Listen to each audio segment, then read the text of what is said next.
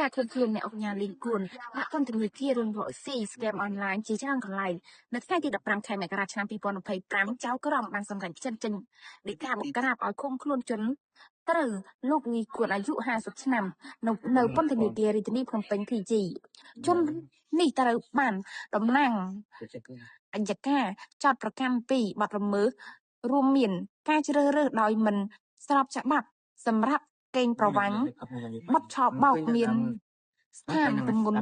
ទោសជាក្រុមមានការចាប់តាំងនឹងបទសម្អាតប្រាក់ដែលបានប្រព្រឹត្តនៅក្នុងប្រទេសកម្ពុជា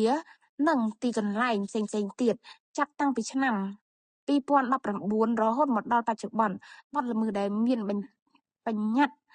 ឲ្យផ្ដល់អនុទានទោសតាមមាត្រា377និងមាត្រា380នៃក្រម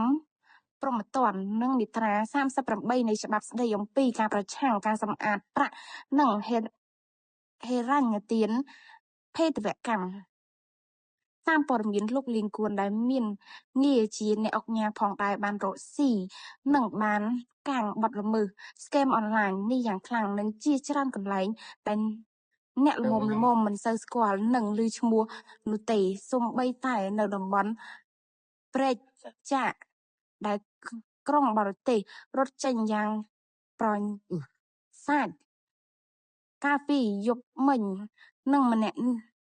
នេះនៅពីក្រោយផងដែរ